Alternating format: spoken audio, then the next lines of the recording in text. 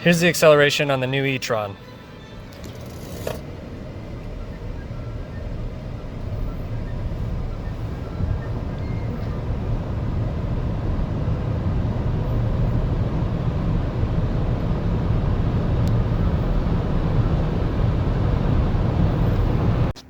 I'm old school, and I've always been an exhaust note type of guy, manual gearbox and all that. But I believe that every vehicle design deserves a chance, and I think Audi's done a pretty solid job as far as even like design aesthetics of this car. It looks like a regular SUV. It's got little attributes that kind of give it away that's electric car, such as obviously E-Tron, but Audi definitely is ahead of the game as when it comes to, I think, electric cars. I know Tesla has always been the number one when it comes to electric cars, but I'm not gonna lie, I think the build quality of Tesla is kind of subpar.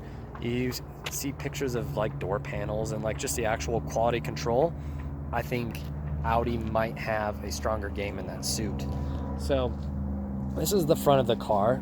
I actually really like the design. I know the whole 21st century sort of design is big grills. You know, you look at BMW's design and oh my God, it's like shake your head as far as the design quality of that. Who thought making the front grille the size of a garage door was a good idea? But this car, when it comes to first appearance and just its general presentation, it actually looks pretty darn good. I really like the fender flares. For a mid-size SUV, it actually is really nice. Now, here's the interior. I do like the simplicity of the interior. I think Audi's done a pretty solid job. It's, you know, your basic leather, but the overall room, as far as passenger leg room, is pretty darn nice. It's very driver-oriented. Simple screens, touch button, and touch button on pretty much everything. But, you know, I think the attention to detail is nice. Could it be better? Well, sure. I mean, you look at like the interior aesthetics of a Ferrari compared to this, it's night and day. But I think for what its price point is, I think they're doing a pretty darn good job. Now, to me, this is going to be what the weird part is. You pop the hood of a car and you expect the hood to pop in general, but wow, that to me is a little strange. It's all electric. There's no more engine. All you do is see like wires and main power sources, and I know electric cars are the future, so you gotta respect it. That's weird to me. I'm used to seeing a big cylinder head coming from a vintage car type of person, but overall I think it's pretty darn cool. And you know, honestly, I hate to say it, electric is the future.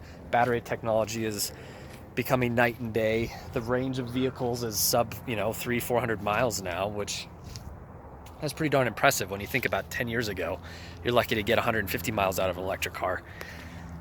But let's go for a little drive and you can see what startup and overall 360 views of being behind the wheel of one of these is like. And I don't know, if you're thinking about getting one, I think Audi is honestly building a pretty solid car. Obviously this is a brand new car. I've always been the type of guy that don't go buying a first generation vehicle because there's always going to be the flaws that the vehicle manufacturer has to work out. However, after putting a decent amount of miles on this car, I think Audi's got a lot of the bugs figured out. But enough of me talking, let's go for a drive.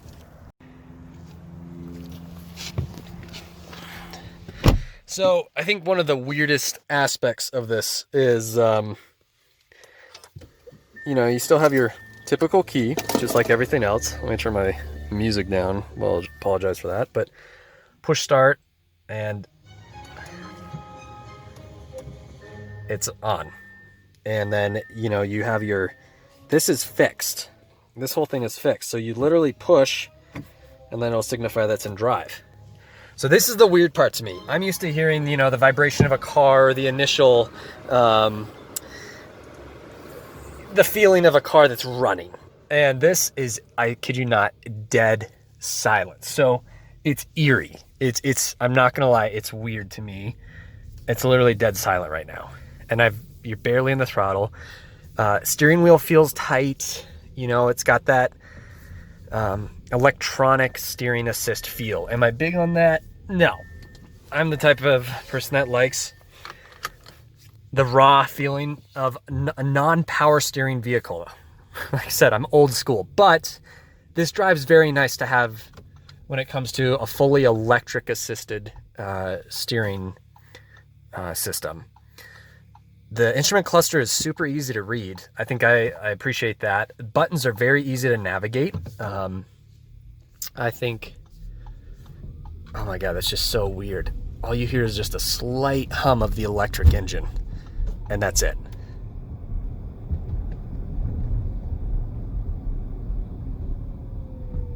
It's silent. That's so weird to me. I haven't driven many electric cars. Drove the P85 and I liked it. I mean, okay, so that's one thing about electric cars.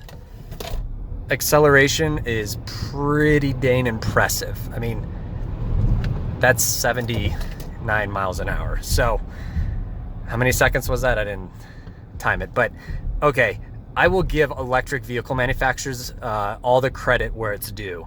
When it comes to all-out performance from a standstill, I don't think there's a lot of technology that compare to that of what the power output in an electric motor is. You think about it, you get instantaneous torque off the line, and it sustains that power all the way through the speed range. So this thing is ridiculously quick. I don't know what the performance specs are when it comes to 0 to 60 and 0 to 100, but I can tell you what, it will blow the doors off most vehicles that are on the road today, and you're just in a fully electric everyday SUV. So I think from somebody that wants a well-rounded car that you get into the throttle and you're like, holy crap, this is quick. This car definitely appeases those senses. It's very quick. And I don't even think I actually engaged full sport mode in this, but I don't really need to. You just saw how fast it got up to just shy of 80 miles an hour.